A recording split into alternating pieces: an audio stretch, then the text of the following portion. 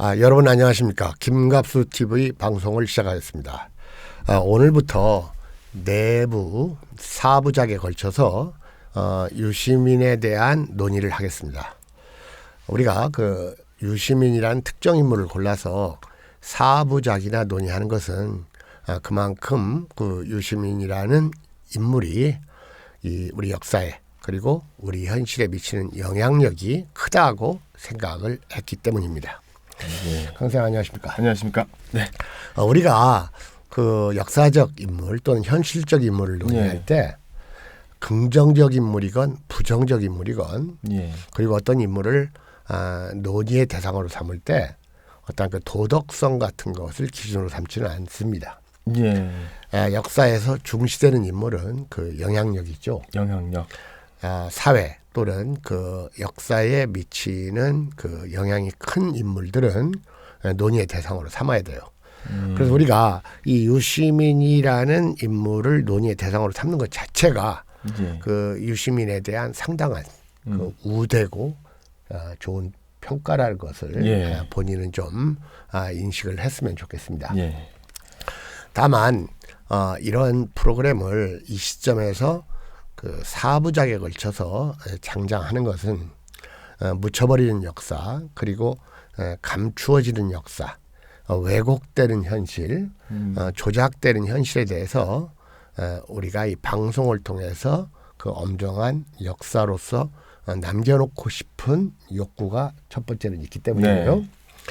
두 번째는 여전히 그 유시민을 다시 말하면 아직도 유시민을 좋은 정치인 또는 좋은 언론인 방송인으로 생각해가지고 그를 좋아하거나 지지하는 사람들 물론 특정인을 좋아하고 지지하는 것은 본인의 자유입니다.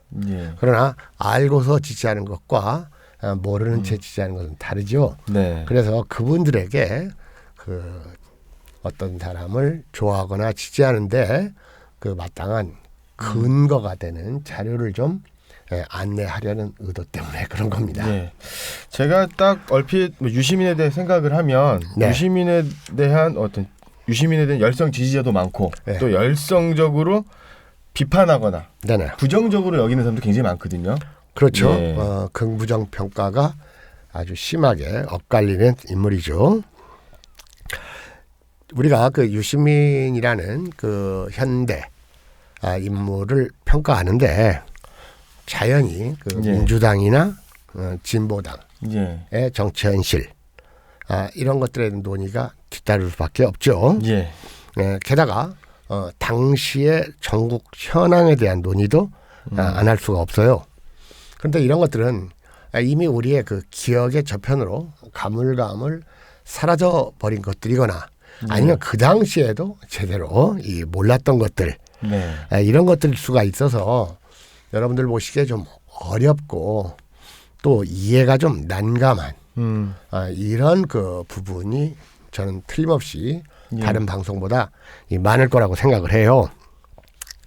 그래서 우리의 논의 방식은 어떠한 그 사건 또는 어떠한 현안에 대해서 한 번만 논의하는 것이 아니라 한 번 논의했다가 또 일정한 시점이 되면 좀 부연해서 또 한 번 논의하고 심지어는 아주 어려운 일에 대해서는 3번, 4번까지도 이 살을 더 붙여가지고 논의를 하는 방식을 취하려고 합니다.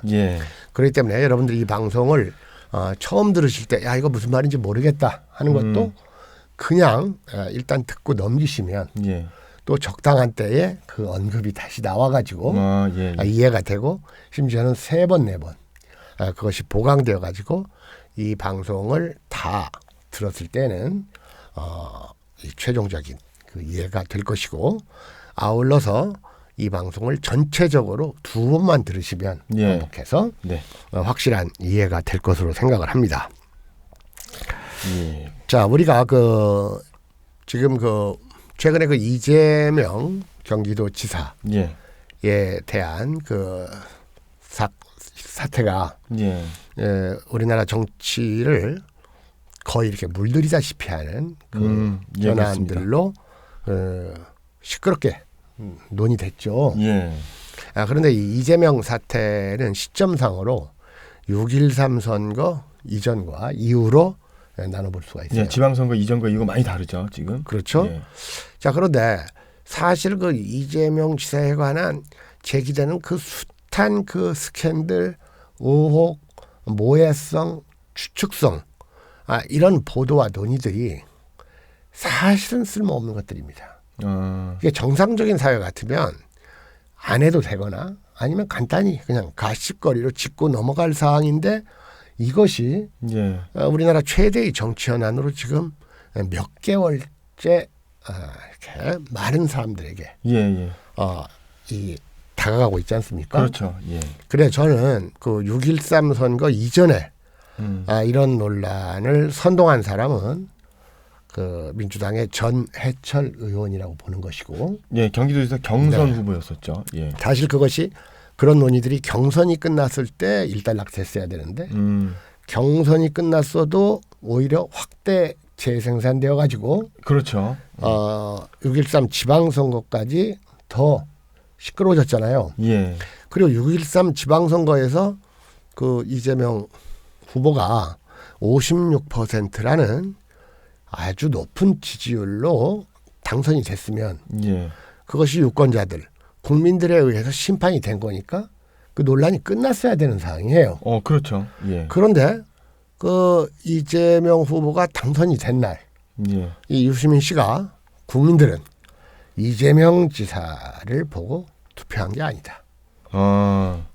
문재인 대통령을 보고 투표했고 민주당을 생각해서 투표를 했으니까 이재명 후보는 당선되었다 하더라도 바로 그런 좀 겸허한 마음을 가져야 된다는 투로 얘기를 하고 그러면서 이 유권자들은 즉 국민들은 이재명 지사한테 여기까지만이라는 생각으로 투표를 했다.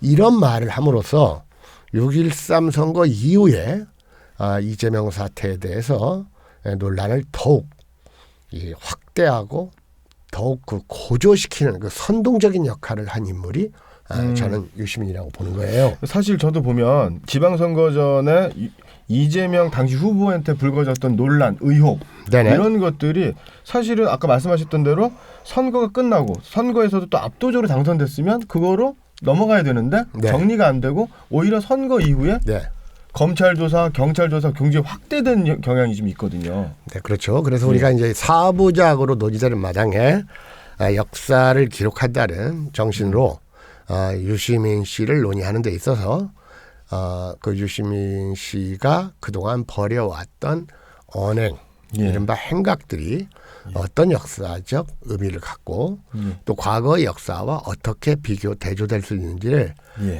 역사적 인물들의 예를 들어서 이게 비교하는 이런 방식도 조금 취해보려고 합니다.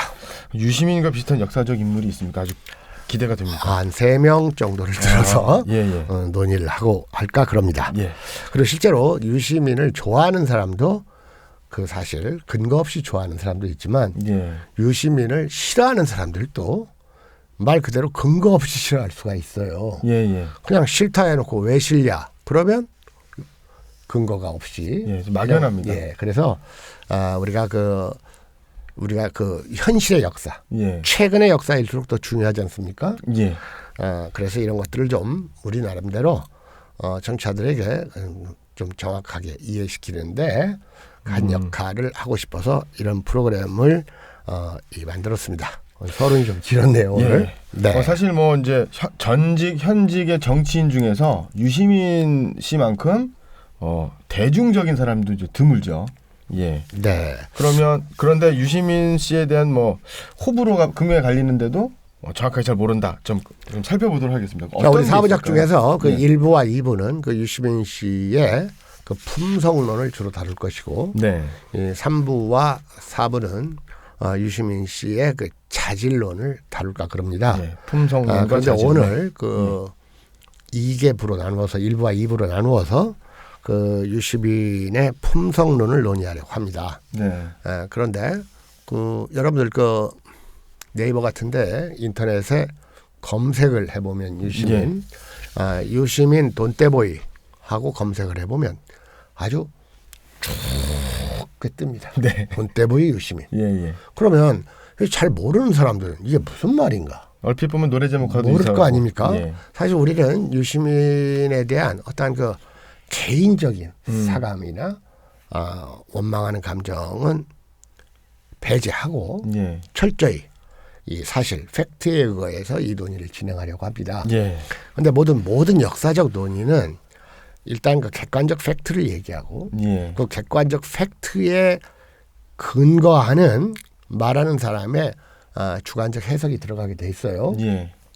따라서 그 주관적 해석이 팩트에 근거하지 않으면 편견이 되고 곡해가 되거든요. 예. 그래서 우리의 방송 내용은 철저히 객관적 팩트와 저 자신의 우리들의 그 주관적 분석과 해석을 덧붙이는 방식으로 이어갈까 그럽니다. 네.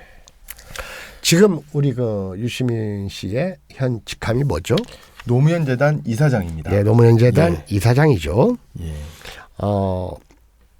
그런데 유시민 씨가 노무현 재단 이사장이 되기 전부터 그 일부 특정한 그 뉴스 회사들에서 대선 후보 그 여론조사를 하는데 정치에서 은퇴하고 현역 정치인도 아닌 유시민을 넣어서 조사를 하고 결과를 발표하는 아주 특이한 일들을 보여왔지 않습니까? 예, 맞습니다. 특히 그 어떤 팟캐스트에서 이제 정청래 이제 국회의원이죠.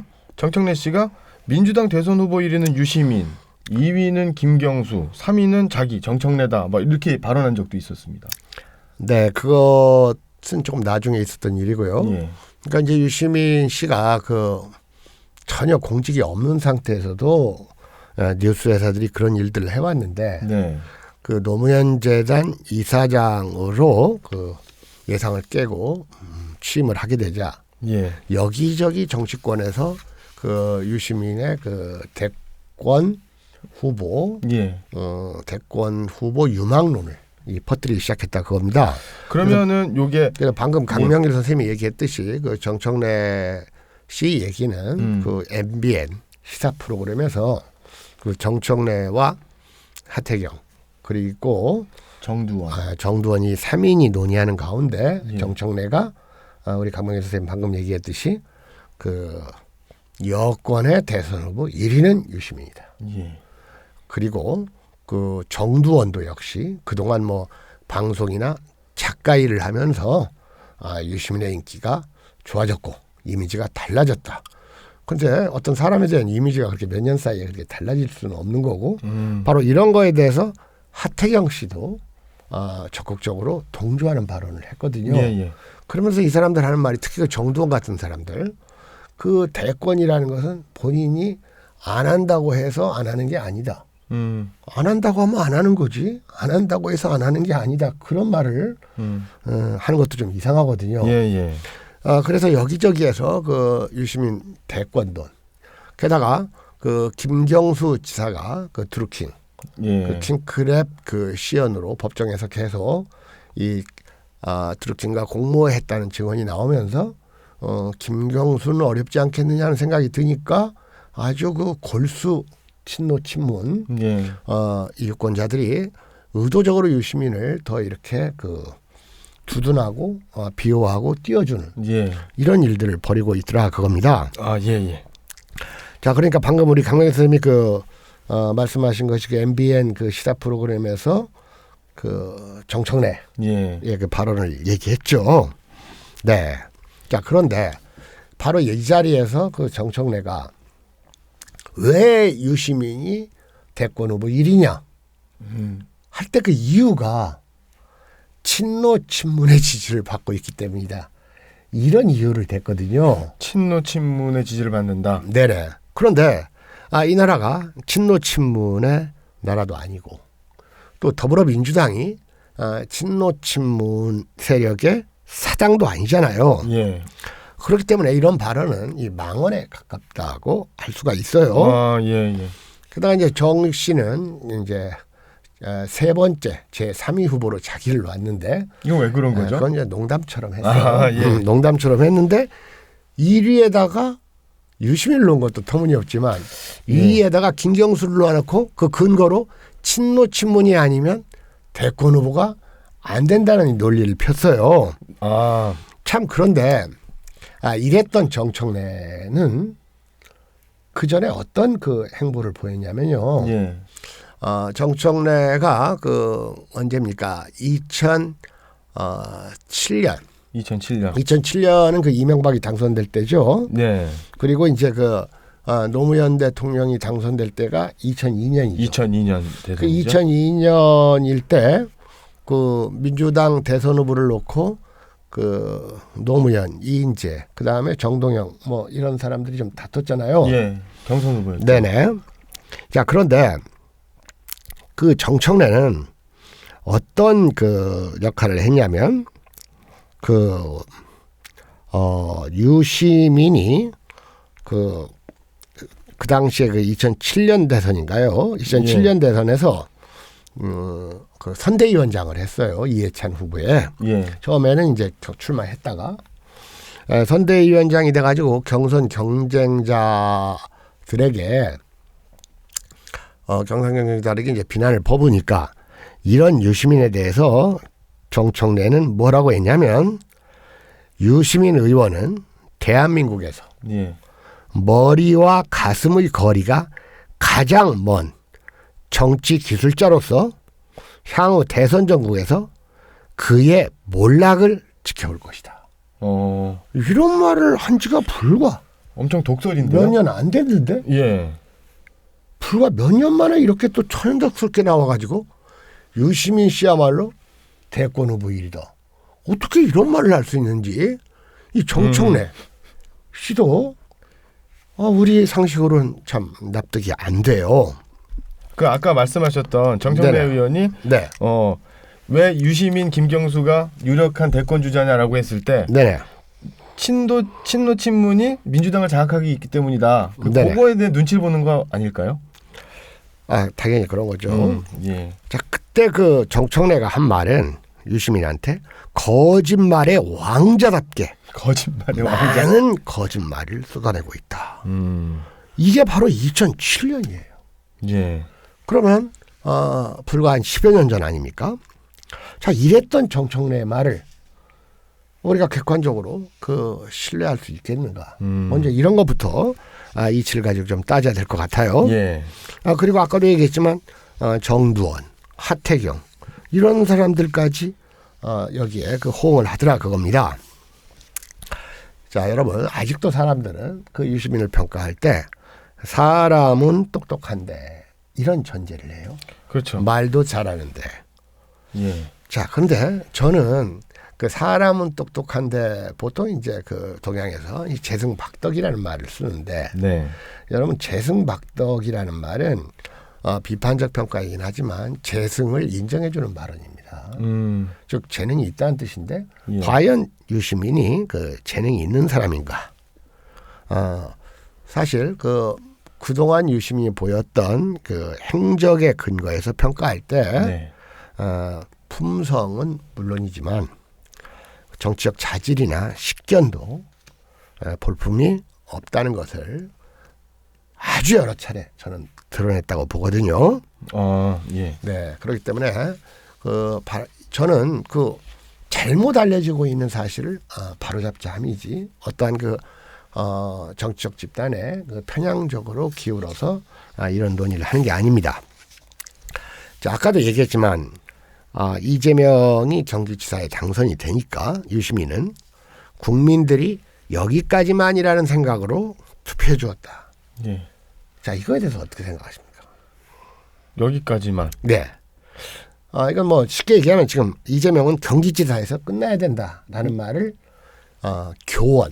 교묘하게 이제 한 건데요. 사실 그 유시민 씨야말로 경기지사에 출마해서 낙선한 적이 있잖아요. 김문수한테 졌죠. 그것도 김문수한테 졌잖아요. 그 김문수가 어떤 사람입니까? 소방서 전화 걸어가지고 나 김문수인데 하고 춘향전 얘기도 있어요. 그런 사람 아닙니까? 그랬던 이 유시민 씨가 최근 이제 노무현 재단 이사장이 됐어요. 그러니까 듣는 사람에 따라서 유시민 네가 이재명한테 여기까지만이라고 할 수 있어? 너야말로 거기까지만이야. 이런 생각을 또 할 수 있는 거예요. 그렇네요. 예.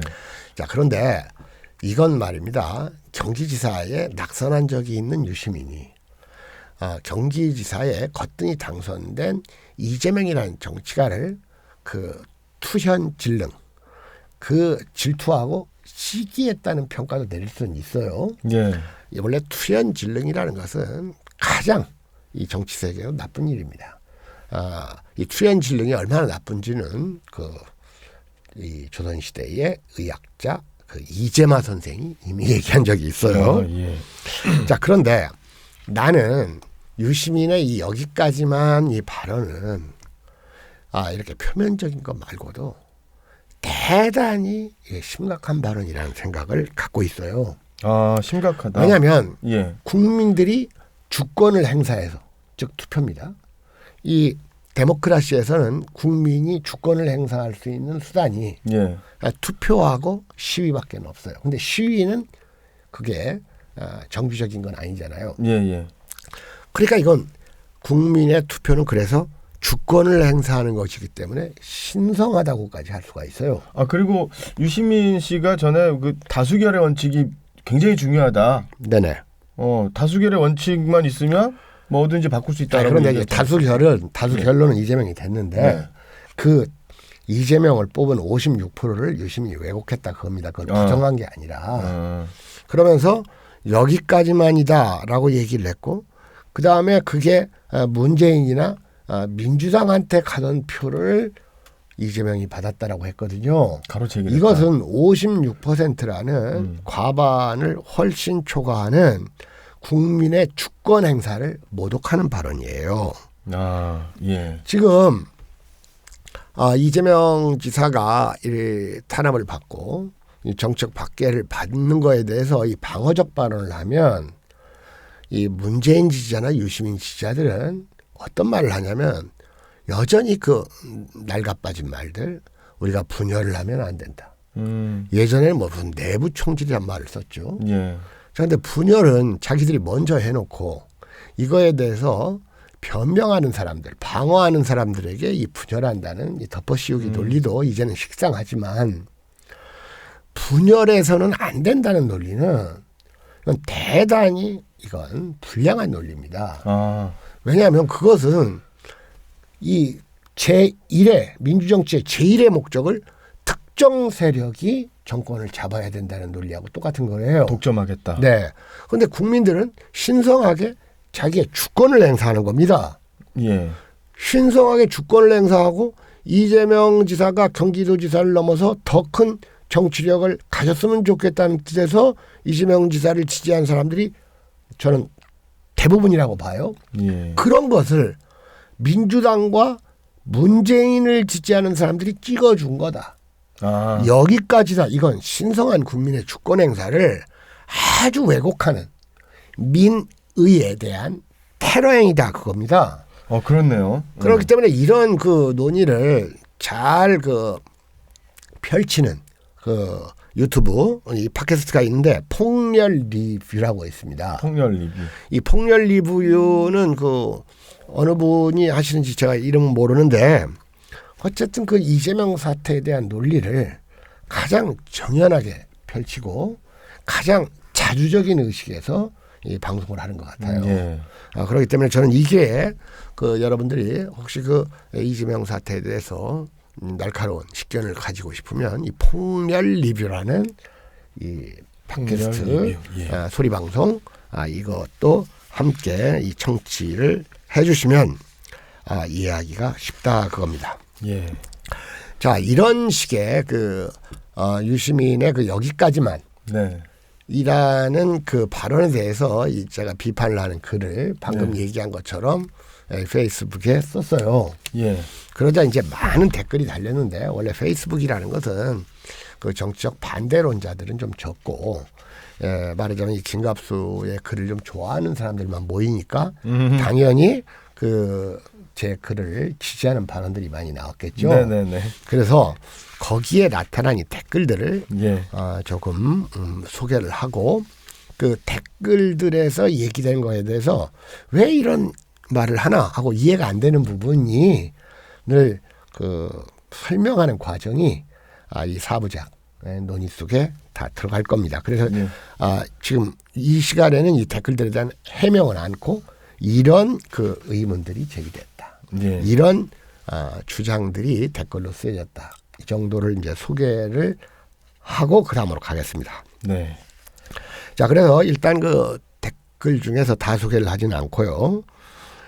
이런 댓글이 나왔어요. 유촉세 관심조차 없지만 정권이 너무 가볍다는 방증입니다. 여기서 유촉세, 촉세는 유시민의 별명이죠. 그리고 지금 그 이 정권의 실세가 너무 가볍게 행동한다. 뭐 이런 뜻인 것 같아요.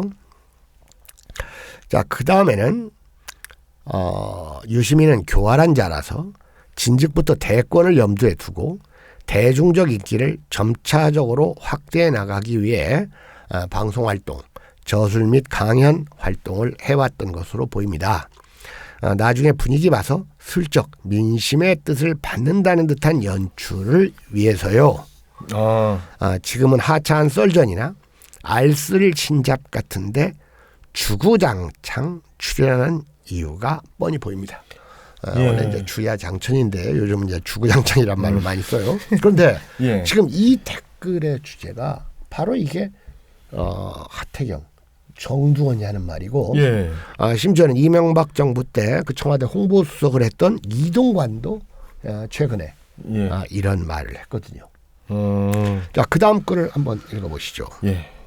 인간의 무게감을 아는 촉들이 그렇게도 모자랄까요? 주변 대다수가 이명박 연호할 때 답답했던 기분이 떠오르네요. 그렇죠. 이 부자 되게 해준다는 그 이명박의 말에 그리고 CEO 출신이라서 능력이 있을 것이라는 이러한 이명박의 말에 속았듯이 지금 유시민에게 환호하는 것은 바로 그런 것과 비슷한 성격을 띈다는 말이죠. 또 강한 또 댓글이 있는데요. 또 하나는 뭐냐면 사실 친노를 위장한 적폐 세력이지.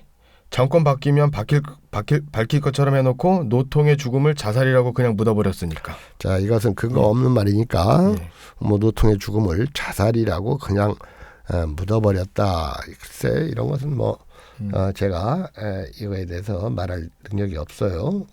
그렇죠. 노통의 죽음이 저는 자살이라고 생각하지 않습니다. 자, 밑으로 좀 내려와서 좀 이건 좀 코믹한 댓글이에요. 쥐와 닭의 시대가 가니 이제는 개나 소가 다 나대니 참 이 나라는 아직도 때가 안 됐나 봅니다. 그러니까 이건 이명박과 박근혜의 시대를 쥐와 닭의 시대. 그리고 지금의 시대를 쥐와 닭보다는 조금 나은 것 같지만 뭐 별 볼 일이 없는 개와 소의 시대. 소의 시대라고 지금 얘기를 하고 있어요. 자, 그 다음으로 그 유시민 씨가 과거 김대중 대통령 재직 시에 김대중 대통령을 비판했던 적이 있죠. 그거 한번 보시죠. 김대중 대통령을 하야하라고 한 막정 유시민 어이가 없네요. 자, 이런 내용도 그 유시민을 논의하는 과정에서 또 소개될 때가 있을 겁니다. 김대중 대통령을 그리 까대시고 그건 안 되죠. 노파, 친문 지겹다. 지금도 너무 힘들다. 이것은 이 노파와 친문들이 노파와 친문이 아닌 다른 사람들에게 상당한 스트레스를 주고 있다는 표시 같아 보입니다. 또 이런 댓글도 하나 있는데 시간도 없고 또 다른 이유로 보고 듣는 것을 하나씩 줄일 수밖에 없었습니다. 처음에는 공중파를 안 보고 그 다음에는 JTBC를 안 보고 그 다음엔 김어준을 듣지 않게 되었습니다.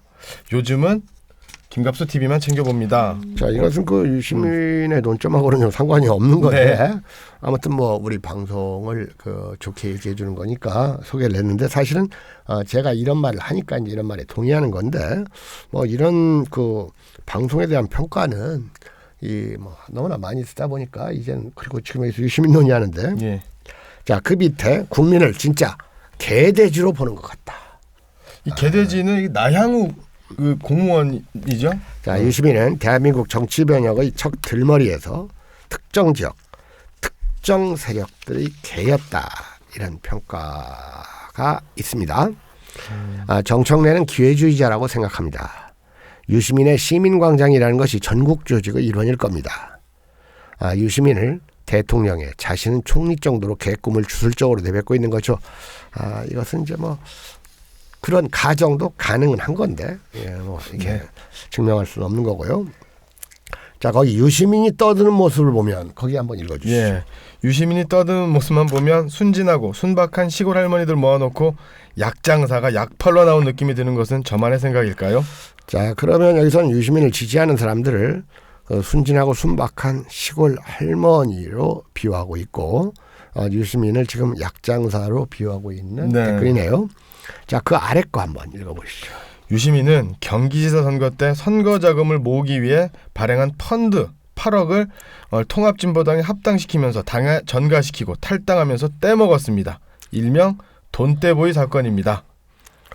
자, 이런 그 댓글을 보시는 분 가운데 이런 댓글이 왜 달리는가 이해하기가 좀 어려운 분들이 있을 거예요. 네. 지금 여기서 그 돈떼보이로 얘기되는 통합진보당 이 사태, 이것은 그 유시민의 품성론이나 자질론을 이야기하는데 중요하게 취급되지 않을 수 없는 사항입니다. 네. 이것은 그 앞으로 더 상세한 논의가 있을 겁니다. 자, 그 아래 보면 국민투표하고 시작되는 데 있죠. 예.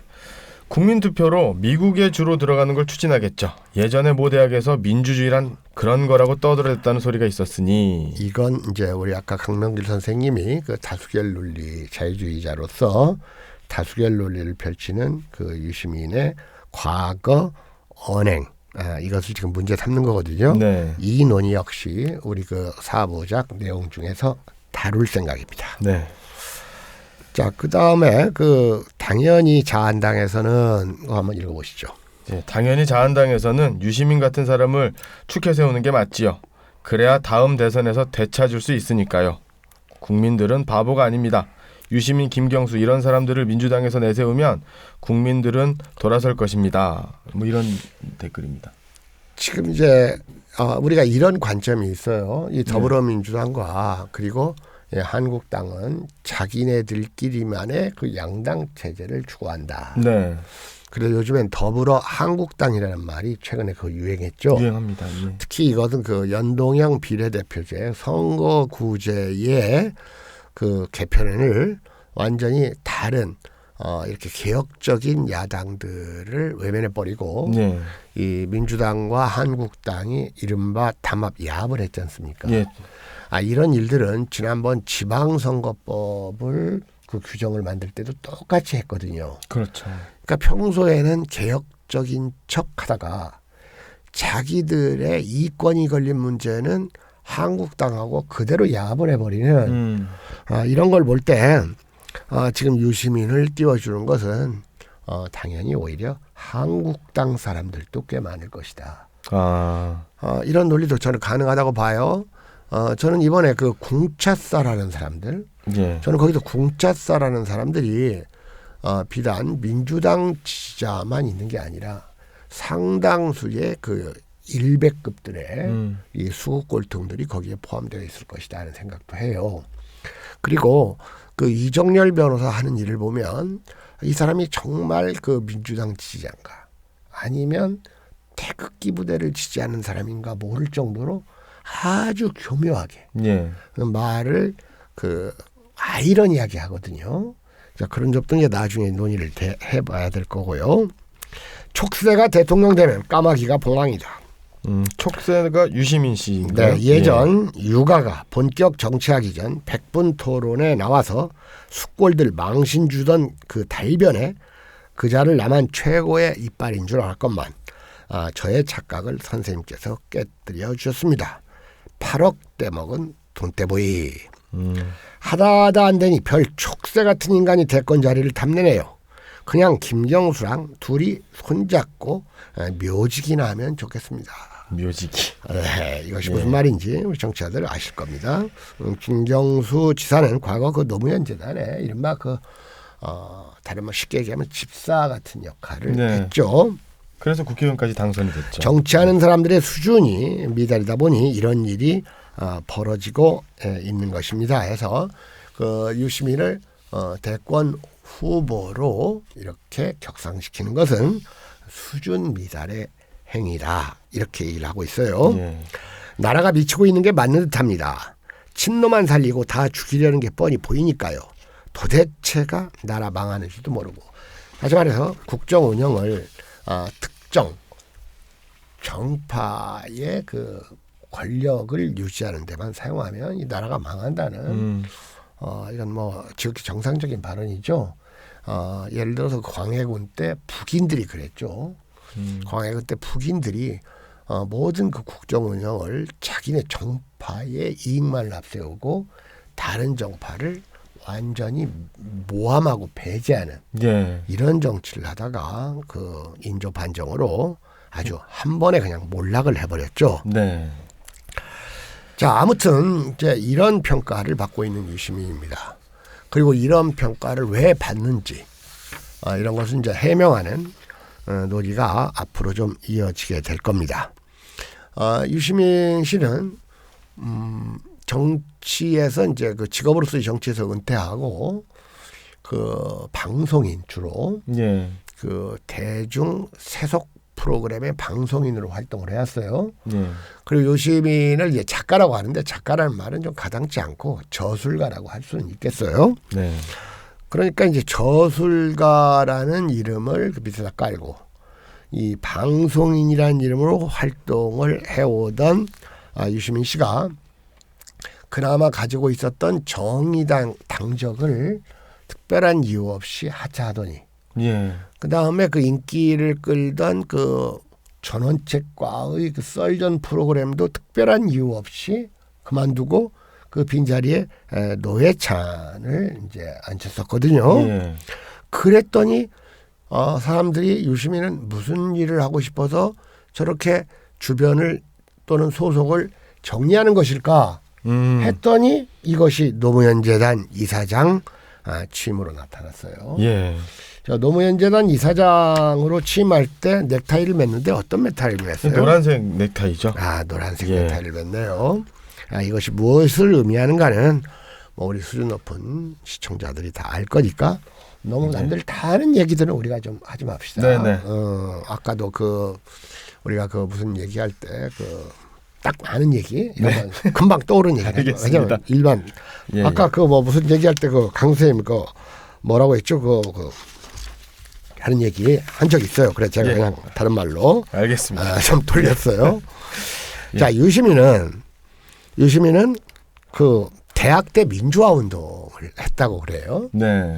그런데 유시민이 대학 때 민주화 운동을 한 거 보면 이 사람이 군대 갔다 와가지고 그 민주화 운동을 하는 그 학생 모임이 있으니까 자기가 따로 복학생 모임을 따로 만들더구만요. 그러니까 기존 원래 대학생이 그 민주화 운동 모임을 하나만 있으면 되는 거지 한 학교에 그걸 복학생 모임으로 따로 만들어가지고 그 또 하나의 모임을 만들어가지고 또 대학에서는 복학생들이 또 이렇게 형이라고 또 우대받잖아요. 그렇죠, 형이죠. 그러니까 이 모임을 이렇게 둘로 나누는 이런 짓을 했어요. 그리고 유시민의 그 이른바 그 민주화 운동에는 사실 그 거기에는 그 긍정과 부정적인 일들이 함께 있죠. 그러므로 저는 뭐 이 사람의 민주화 운동을 그렇게 진정성이 있다고 평가하지도 않고 특히 전두환 정권을 뒤엎어버릴 수 있었던 그 5.17 직전에 그 광화문에부터 서울역, 용산 남영동, 한강까지 이어졌던 그 폭발적인 순간에 지들 멋대로 서울역 회군을 이렇게 결정하는 이런 우를 또 범하기도 했죠. 근데 이 사람이 어떤 직업으로 시작을 했냐면 이해찬 의원 보좌관으로 시작을 했어요. 맞습니다. 자, 여러분들 보좌관으로 시작을 한다는 것은 이건 국회의원이 되고 싶기 때문에 대부분 보좌관으로 시작을 해요. 그랬다가 드디어 국회의원이 됐어요. 이 사람 국회의원 2번 했죠. 근데 이게 다 노무현을 지지하는 말 그대로 유시민이야말로 국회의원에 2번 된 것은 노무현 대통령의 그 후광 때문이었다는 말이 훨씬 맞죠. 그렇죠. 어떻게 이재명한테 문재인의 후광으로 경기지사에 당선됐다는 뜻으로 말할 수가 있는지 이거 자기가 그러니까 남도 그런 것처럼 얘기를 하는 이런 것 같아요. 그러다가 이제 독일 유학이라는 걸 했는데 이 사람이 독일에서 뭘 공부하고 왔는지 나는 별로 이렇게 특별히 인상 깊게 이 사람이 발언한 걸 못 봤어요. 그냥 갔다 온 것 같아요. 그리고 독일 유학에 이제 이 프로필 하나 추가하고 그 뒤로 시사평론가 제일 유명한 것이 그 2000년도에서부터 한 2년 동안 진행된 MBC 100분 토론 사회자였죠. 그때 본격적으로 얼굴을 알렸죠. 네, 그렇습니다. 그렇고 나서 이 사람이 뜬금없이 절필을 선언했어요. 저는 사실 유시민 씨가 작가인 줄 몰랐거든요. 그때 뭐 저술가 책을 많이 썼다 이런 느낌도 없었는데 이 사람이 약간 그 문학성이 있는 문학 장르의 글을 썼던 건 사실이에요. 근데 이제 절필 선언이라는 거, 절필이라는 건 글을 안 쓰겠다는 뜻 아니에요. 네. 안 쓰려면 조용히 안 쓰면 되는 거예요. 이런 걸 뭘 선언을 합니까? 나 정말로 웃기는 게 절필 선언이에요. 이거 제일 먼저 해가지고 유명해진 사람이 김주영이라는 소설가예요. 김주영. 네네. 그래서 저 사람 그거 안 쓰다 보면 그리고 글이라는 걸 언제나 늘 씁니까? 안 쓰다가 그다음 또 쓰기도 하고 그러는 거죠. 김주영이라는 소설가 절필 선언하고 나더니 그 뒤에 무슨 뭐 백두산 가서 뭐 광고 사진도 찍고 뭐 이런 거 나왔었잖아요. 제가 나 언젠가 그 제주도에 갔을 때 제주도 파라다이스 호텔 커피숍에서 술 먹고 흐트러져서 노래를 부르는 이 김주영 작가를 본 적이 있어요. 그리고 김주영 작가가 그 당시 그 파라다이스 호텔의 주인, 얘기하면 다 알 겁니다. 주인의 그 딸 되는 사람과 아주 친한 사이다라는 소문이 나고 있었을 때예요. 그러니까 저는 이렇게 막 절필 선언하는 거 그거 자체가 좀 우스워 보였어요. 이 사람이 이제 그 고양시 덕양갑 국회의원 재보궐선거에서 당선됐고 열린우리당으로 당적을 옮겼죠. 그때 이제 국회의원 선거를 할 때 그 하얀 바지를 입고 나와가지고 이제 이른바 그 백바지라는 말이 유행했고 이 백바지에 대항해서 이쪽에서는 그 난닝구라는 말. 참 이게 정치를 좀 코믹하면서도 황폐하게 만드는 일들의 한가운데는 대부분 그 유시민 선수가 자리 잡고 있었다는 이러한 느낌을 받을 수밖에 없습니다. 그리고 유시민을 장관에 임명한 것은 그 반대를 무릅쓰고 임명을 강행한 노무현 대통령이었어요. 보건복지부 장관이었죠. 1년 4개월 동안 보건복지부 장관을 했을 때 지금 문제가 되는 의료민영화법을 만든 장관이 유시민이었어요. 이런 의료민영화뿐만이 아니라 무슨 FTA라든지 이런 중대한 정치 현안에 대해서 유시민 씨가 어떤 그 스탠스를 취하고 어떻게 자기 말을 바꿨고 어떻게 번복했는지 이런 논의도 앞으로 더 할 생각입니다. 자, 그 다음에 봅시다. 지금 그 유시민 씨가 그 이사장 노무현재단 이사장 취임식 그냥 이 취임식이니까 이사장이었던 이해찬 지금 대표가 이제 이임식을 한 거고 이 유시민 씨가 이제 취임식을 한 건데 여기서 또 어떤 말을 했죠? 뭐라고 했습니까? 기자간담회에서 임명직 공무원이 되거나 공직선거에 출마하는 일은 제 인생에서는 절대 없을 것임을 분명하게 말씀드린다. 이런 얘기를 했습니다. 그 전에 유시민이 2013년도 정계를 은퇴할 때는 뭐라고 얘기했냐면 직업으로서의 정치를 그만둡니다 하면서 공직에 취임하는 일이 없을 겁니다. 이런 말을 했거든요. 그런 일 그런데 이 노무현재단 이사장을 공직이라고 볼 수 있냐 없냐는 뭐 따로 논의는 해야 되겠지만 만약 이걸 공직이라고 한다면 자기가 지금 공직에 취임하게 됐잖아요. 그러니까 공직에 취임하는 일은 없을 겁니다라고 했던 말을 또 살짝 바꿔가지고 공직선거에 출마하는 일은 없을 겁니다. 이렇게 바꾼 겁니다. 아마 이런 교묘한 말바꾸기는 유시민 씨도 지금 기억을 못할 거예요. 그걸 어떻게 자기가 한 일을 다 기억을 하겠습니까? 우리처럼 이 거짓말을 안 하는 사람들은 내가 옛날에 무슨 말을 했는지 예. 돌이켜보면 생각이 나는데 자꾸 말을 바꾸는 사람들은 본인도 잘 기억을 못 하잖아요. 그렇죠. 그게 그러니까 이 팩트가 아닌 것은 다 기억이 가물가물해요. 예를 들어서 이제 저도 지금까지 뭐 소설을 장편 소설 포함해가지고 한 7, 8권 썼는데 그 소설에 등장하는 사람들의 이름 그거 다 지어내는 거 아닙니까? 예. 그러니까 나도 잃어버려요. 좀 지나면 사람 이름도 잊어먹는다 그겁니다. 그러니까 이렇게 지어내는 것은 이렇게 이 망각하기가 또는 기억하기가 어렵습니다. 야 그런데 강쌤이 노무현 재단 이사장이라는 것이 이게 여기를 거쳐갔던 사람들을 보면 다 만만치 않은 사람들이죠. 그렇죠. 초대가 누가 했습니까? 예. 초대 이사장이 바로 한명숙 총리를 지냈죠. 네. 그 다음이 바로 이제 문재인 2대 네. 이사장이었습니다. 문재인 대통령이죠. 그 다음에 이병환, 그 다음에 이해찬, 그 다음에 유시민이거든요. 이병환.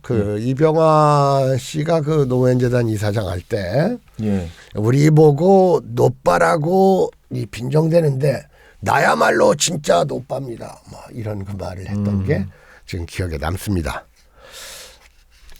자, 그런데 이제 이런 노무현재단 이사장 취임에 대해서 아까도 얘기했지만 이것이 정치 재개 그리고 대권 후보로 이어지는 신호탄이라는 이 정객들 또는 논객들의 그 평가가 상당히 많고 아직 정계에 나오지도 않은 사람 그리고 나올 일도 없다고 하는 사람을 의도적으로 여러분들 그 뉴스회사들이 대선 후보 조사군에 넣는 것 자체가 아주 중요한 이 판단이고 중요한 그 장치예요. 아무나 넣지 않습니다. 그런데 지금까지 정계에 있지도 않은 사람을 정치도 안 하겠다는 사람을 이런 식으로 넣는 것은 이 뉴스회사들도 일부 뉴스회사들도 이러한 그 유시민 그 대권 후보 유망론에 편승하는 건 아닌가 하는 비판에서 자유로울 수가 없다 그겁니다. 자 그러면 좀 논의를 좀 바꾸어서요. 나는 이 최근 그 2012년에 박근혜의 대통령 당선을 한국 정치의 최대의 최악의 퇴행이라고 봅니다. 말 그대로 물론 그 이명박의 당선도 문제였지만 이 박근혜가 당선됐다는 것은 여러분 박근혜는 잘 알다시피 박정희의 딸인데 박정희가 어떤 사람입니까? 우리나라를 식민지화하는 점령국의 군인이었지 않습니까? 점령국의 군인이었던 사람이 피점령국의 국가 지도자가 되는 일은 이건 식민지 역사에서 유례를 찾기 힘든 일이에요. 그러므로 2012년 박근혜의 당선 이야말로 2007년 이명박의 당선에서부터 이 박근혜의 당선으로 이어지는 이 사건이야말로 한국 정치를 퇴행시킨 것이고 1987년 어렵사리 이룬 그 민주화라는 것이 87년 체제라는 것이 얼마나 허약했는가를 알려주는 다시 말해서 87년 체제라는 것은 절반의 성공도 거두지 못한 이런 사건이었다는 것을 이명박근혜의 당선이 알려줬는데 저는 이러한 이명박근혜의 당선에 유시민의 역할이 보이지 않게 있었다. 이런 관점을 갖고 있습니다. 언뜻 보기엔 전 잘 이해가 안 가는데요. 자, 거기 유시민이 그 했던 말을 한번 소개를 해 주시죠. 나는 한나라당 박멸의 역사적 사명을 띠고 이 땅에 태어났다. 그리고 한유시민은 읽으세요 거기. 한유시민은 얼마 후 한나라당 집권해도 나라 망하지 않는다. 고 말한다. 자, 한나라당 집권해도 나라 망하지 않는다. 이건 한나라당 선거운동 해주는 거예요. 그럴 때 또 이런 말도 했어요. 한나라당 집권 가능성은 99%다. 99%. 네, 이런 말을 했어요. 이런 거야말로 야권의 대선, 그 당시는 야권이죠. 예. 야권의 대선 후보로 부각될 뻔했던 그 나중에 이제 대권 후보가 됐지만 정동영, 그리고 그 전에 김근태를 주저앉히기 위한 발언이었다. 이렇게 볼 수밖에 없습니다. 자, 그 다음에 한번. 그리고 그 다음에 이랬습니다. 김대중 대통령, 그 당시 대통령이 아니었지만 아닙니다. 김대중 대통령이었어요. 대통령이었습니다. 예. 네. 집권당 새정치국민회의는 수평적 정권 교체 기쁨을 맛본 지 불과 2년 만에 간판을 내리게 됐다. 라고 저주를 퍼부면서 김대중 대통령의 하야를 선동했죠. 예. 그런데 그 다음에 유시민 씨가 경기도지사에 출마를 하게 돼요. 예. 경기도지사에 출마를 하게 되니까 이거 김대중 지지하는 사람들이 자기한테 표를 안 줄 것 같으니까 이호 여사를 찾아가죠.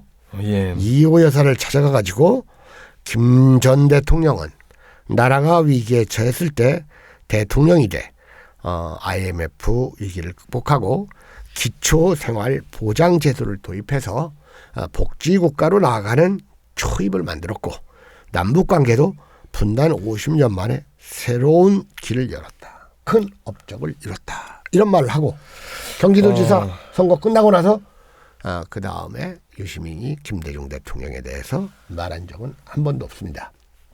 그 전에 김대중 대통령이 한 번 낙선을 하고 영국에 갔다 와가지고 다시 이제 그 정치를 재개하고 그 다음에 대선에 출마하려고 하니까 김대중은 무조건 실패한다. 당선될 수가 없다. 제3자가 출마해야 한다. 해가지고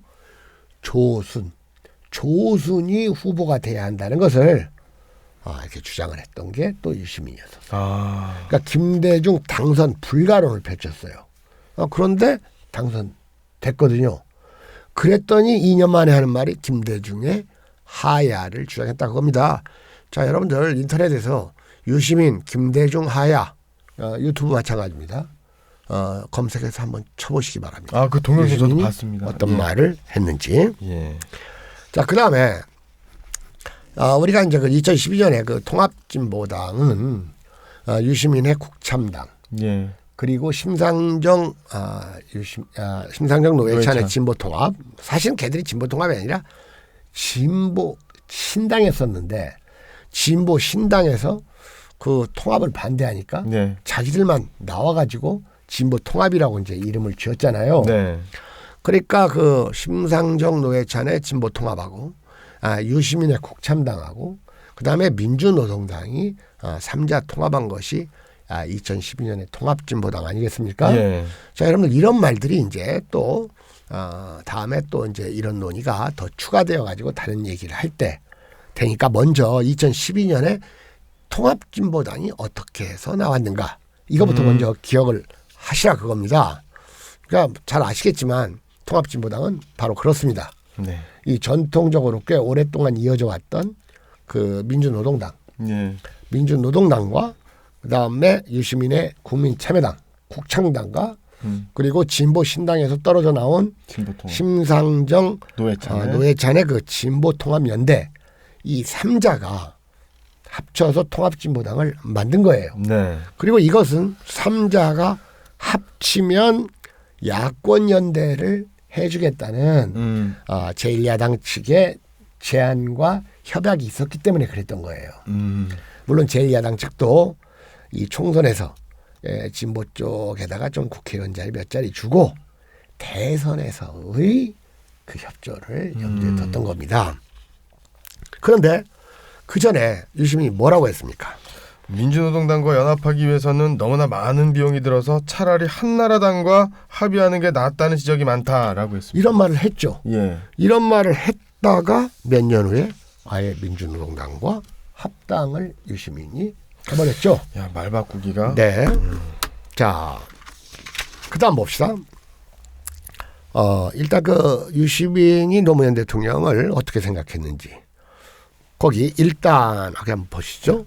일단 사령관이 돌격 앞으로 하면 이산이 아니더라도 가봐야 하는 것 아닌가? 라고 했습니다. 그래서 사령관이 누구죠? 노무현 대통령입니다. 그렇죠. 자, 이렇게 말했던 유시민이 이명박 정권 하에서 검찰 수사를 받게 됐죠. 예. 이 검찰 수사를 좀 약하게 받는 동안에는 유시민 씨가 노무현 대통령을 좀 두둔하는 발언을 했어요. 예. 그런데 이 노무현 대통령의 입지가 결정적으로 약화된 것이 노무현 대통령이 집에서 돈 받았다는 사실을 시인했거든요. 거기서 집이라는 것은 부인을 얘기합니다. 네. 권양숙 씨를. 그러자 진보 보수 가릴 것 없이 모두가 이 노무현 대통령을 폐인 취급했잖아요. 네. 그 노무현 대통령은 폐인 취급한 것은 예외가 없어요. 있긴 있습니다. 김갑수 빼고는. 예. 저는 그때 노무현 대통령의 검찰 수사가 부당하고 노무현이 저렇게까지 몰려서는 안 된다는 것을 강력하게 주장하는 세 편의 글을 오마이뉴스에 보냈는데 평소보다 아주 조그맣게 한 편은 내주고 그 다음에 또 한 편은 그것보다 더 작게 내주고 마지막 한 편은 아예 실지를 않아서 지금도 검토 대기 중이라고 있습니다. 자, 이랬다가 노무현 대통령이 집에서 돈 받은 것을 시인하니까 결정적으로 노무현이 폐인처럼 되니까 예. 유시민이 뭐라고 했습니까? 사실 저는 노무현 대통령 부부를 잘 알지 못합니다. 가장 노무현과 가깝게 처신했던 유시민이 사실 저는 노무현 대통령 부부를 잘 알지 못합니다. 이런 말을 했다 그겁니다. 예. 자, 이런 이야기는 또 자세하게 또 나옵니다.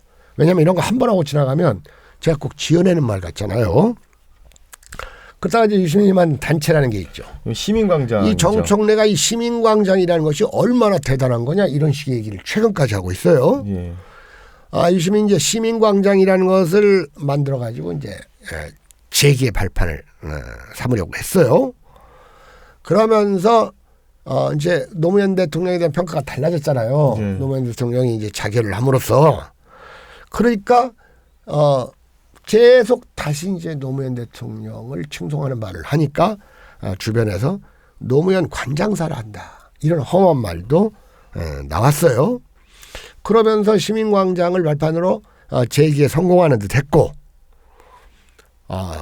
예상이 없이 2012년 통합진보당 탄생 주역의 하나로 떠올랐다 그겁니다. 예. 바로 통합진보당 탄생의 3명의 주역을 꼽으면 민노당의 이정희, 국참당의 유시민, 그리고 진보통합의 심상정이라고 할 수가 있어요. 네. 그러나 이 중에서도 유시민은 이 통합에 완전히 제1 주체처럼 떠올라가지고 마주 진보의 이 최고 사령탑인 것처럼 올라섰어요. 네. 이랬던 유시민이 통합진보당은 사형언도를 받았다 국민들한테. 예. 이런 말을 하는 데까지 8개월밖에 걸리지 않았죠. 사실 통합진보당이 얼마 오래 존속하지 못했던 정당 아닙니까? 통합진보당은 이제 그 다음에 1년쯤 더 있다가 예. 존속을 하니까 여기서 그 존속 여부를 얘기할 때는 아니고요. 네. 통합진보당은 사형언도를 받았다 하고 유시민이 이제 탈당을 하고 그 뒤에도 이석기 사건이 있는 뒤까지 통합진보당은 존속을 했어요. 자, 그러니까 이제 통합진보당은 이제 그 다음에 이제 망하게 되죠. 1년 네. 반쯤 있다가. 자, 그러니까 개혁당 망해버렸죠. 열린우리당. 열린우리당 망했죠. 대통합민주신당 망해버렸죠. 국민참여당 망해버렸죠. 통합진보당 망해버렸죠. 예. 그러니까 원래 유시민의 전통적인 별명은 촉새였는데 그리고 싸가지였는데 이 싸가지란 말, 그 유시민한테 그 싸가지란 말을 한 사람은 그 해양수산부 장관인가요? 했던 그 김영춘. 그 김영춘이라는 사람이 저렇게 올바른 말을 저렇도록 싸가지 없이 하는 정치인은 처음 봤다. 뭐 이런 말을 한 적이 있어가지고 예. 그 싸가지라는 별명 외에 그 유명한 정당분색이라는 별명이 유시민에게 추가되죠. 정당브레이크. 예. 자, 여러분들 그 인터넷이나 유튜브에서 유시민 정당분색이 이런 걸 한번 쳐보면 더 이해하기에 쉬울 겁니다.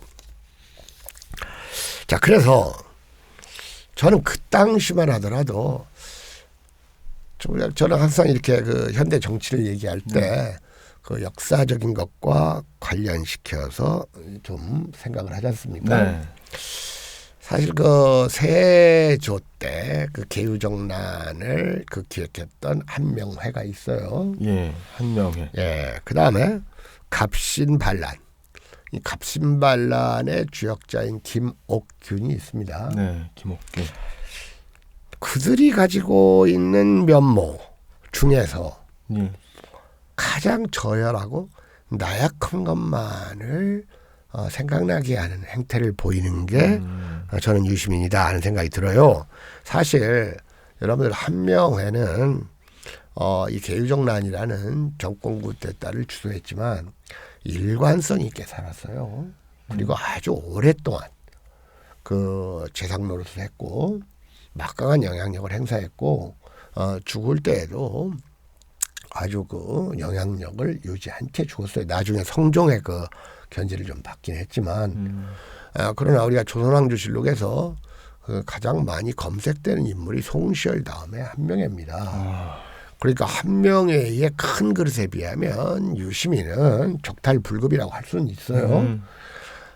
그 다음에 김옥균은 말 그대로 갑신반란이라는 걸 일으켜가지고 왕명을 위장해가지고 대신들을 불러들여가지고 그 행동대원들을 시켜가지고 등 뒤에서 칼로 난자해서 죽인 피비린내 나는 그 군사 쿠데타, 전두환이의 군사 쿠데타보다 훨씬 야비했던 군사 쿠데타 친일파의 주역 아닙니까? 그러니까 그 김옥균만큼 또 자기 투신적이지도 못해요, 유시민은. 그리고 김옥균만큼 또 대담하지도 못해요. 자, 그러니까 김옥균만큼 이렇게 대담하지 못하니까 수명은 연장하고 있는데 이 한명회만큼 또 자기 책임도 한명회는 자기 책임을 꽤 많이 진 사람입니다, 실제로. 자기 책임도 안 지고 뺀질뺀질하면서 자기 투신은 안 하고 자, 이런 면모를 보여요. 그래서 저는 참 그 한명회와 그 김옥균의 성격에서 저열한 것들로만 모은 이런 인격체를 떠오르게 한다. 과연 이런 인물이 미래에는 어떻게 될 것인가. 정말로 그 이 유시민 선생과 역사적으로 닮은 인물은 2명 내지 3명 있습니다. 예. 앞으로 논의를 하면서 더 이야기할 생각입니다. 자, 지금 우리가 방송 시작한 지가 꽤 됐죠. 네. 지금 한 1시간 가까이 됐습니까? 네. 여기서 잠깐 끊었다 하겠습니까? 네. 이거 왜냐하면 우리도 좀 갈증이 나지만 듣는 분들도 지겨울 것 같아요. 쟤들은 뭐 이렇게 유심히라고 할 말이 이렇게 많으냐 그런데 예. 아까도 얘기했지만 이건 우리가 지금 다루는 것은 역사, 미시의 역사입니다. 네. 그리고 사실 이건 우리가 아니면 이것을 기록으로 남길 사람은 없을 것이다라는 사명감에서 하는 거예요. 예. 그리고 더더군다나 이렇게 영상물은 아주 훌륭한 역사고 우리가 관에 의해서 주도되는 정사는 아니겠지만 하나의 야사의 기록으로서 남긴다는 그 역사적 소명감으로 이런 논의를 하고 있는 겁니다. 강 선생님 좀 쉬었다 할까요? 예, 2부에서 뵙겠습니다. 네.